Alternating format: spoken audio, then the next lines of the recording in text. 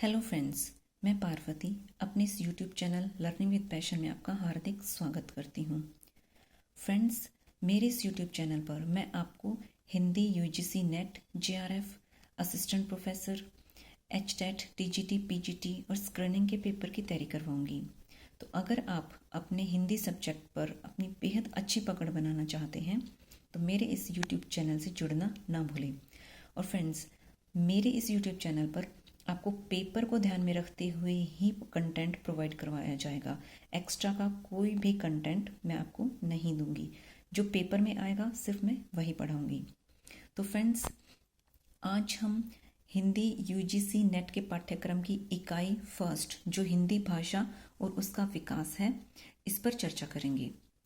तो भारत में भारोपीय परिवार की भारत ईरानी शाखा की भारतीय आर्य भाषा ही प्रचलित है।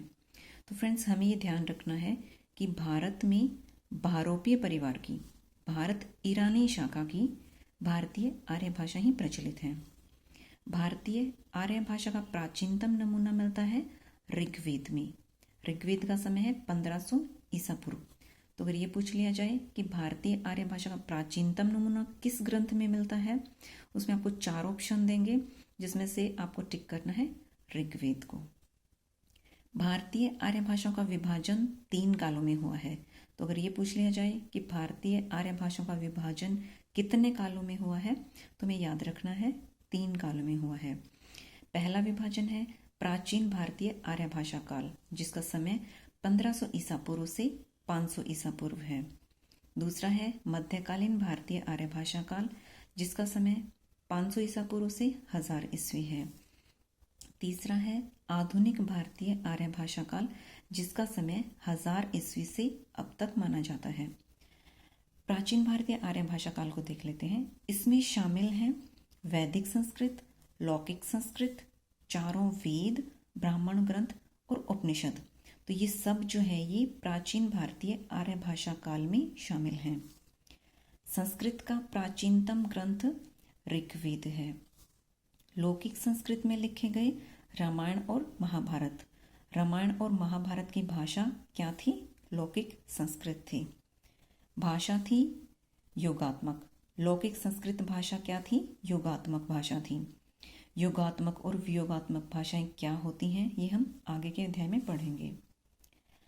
संस्कृत, इसका विभाजन 2 भागों में हुआ, वैदिक संस्कृत और लौकिक संस्कृत। वैदिक संस्कृत का समय माना जाता है 500 ईसा पूर्व से 800 ईसा पूर्व, और लौकिक संस्कृत का समय 800 ईसा पूर्व से 500 ईसा पूर्व तक। तो वैदिक संस्कृत का समय 1500 ईसा पूर्व से 800 ईसा पूर्व। इसमें आते हैं वेद, 4 वेद हैं, ऋग्वेद, यजुर्वेद, सामवेद और अथर्ववेद। ये चारों वेद आते हैं वैदिक संस्कृत में।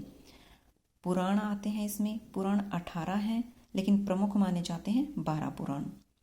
उपनिषद 108 हैं, वो भी वैदिक संस्कृत में आते हैं। ब्राह्मण ग्रंथ अनिश्चित हैं। वैदिक ध्वनियाँ 52 हैं, स्वर 14 हैं। तो ये सारा सब कुछ वैदिक संस्कृत में आता है।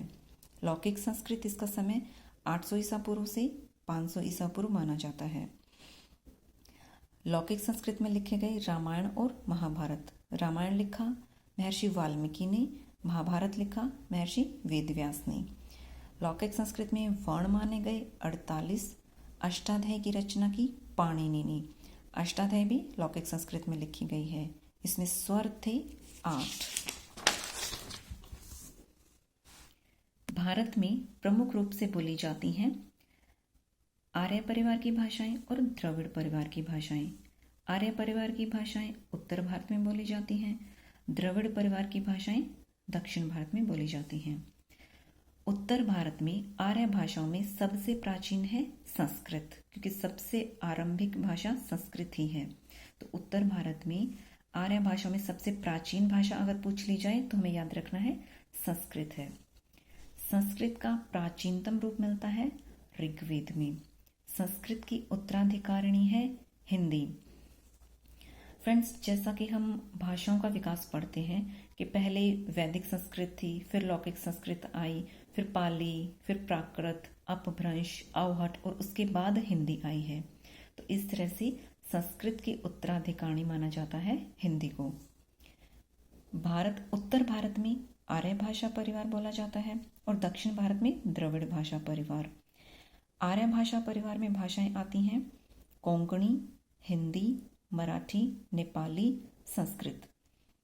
इन सब की लिपि देवनागरी है।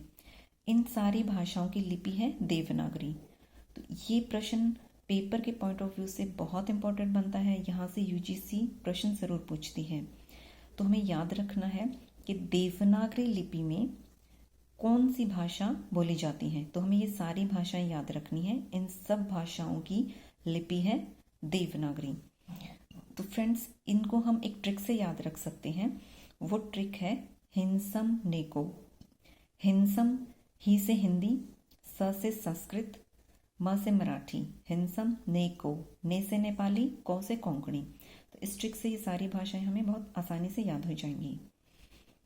फिर आता है द्रविड़ भारत, दक्षिण भारत। दक्षिण भारत में द्रविड़ भाषा परिवार की भाषाएं बोली जाती हैं, जिनमें तमिल, तेलुगु, कन्नड़ और मलयालम है। किसी किसी बुक में असमिया भाषा को भी द्रविड़ भाषा परिवार में शामिल माना गया है। प्राचीन भारतीय आर्य भाषाओं में समाहित है वैदिक संस्कृत और लौकिक संस्कृत। वैदिक संस्कृत के अन्य नाम है वैदिक, वैदिकी, छंदस और छांदस। तो ये चारों नाम हमें बहुत अच्छी तरह से याद रखने हैं। ये चारों नाम हैं वैदिक संस्कृत के। तो फ्रेंड्स, किसी भी भाषा का कोई भी अन्य नाम हो या किसी भी कहानी, नाटक का अगर अन्य नाम जो होता है वो हमें बहुत अच्छे से याद रखना है, क्योंकि यूजीसी यहाँ से प्रश्न जरूर पूछती है। फिर वैदिक साहित्य के 3 अंग माने गए हैं, संहिता, ब्राह्मण और उपनिषद। तो ये तीनों नाम हमें अच्छे से याद रखने हैं। संहिता, ब्राह्मण और उपनिषद, ये हैं वैदिक साहित्य के 3 अंग हैं। तो फ्रेंड्स, आज की वीडियो में बस इतना ही। उम्मीद है कि आपको ये वीडियो पसंद आई होगी। मेरे साथ बने रहने के लिए शुक्रिया।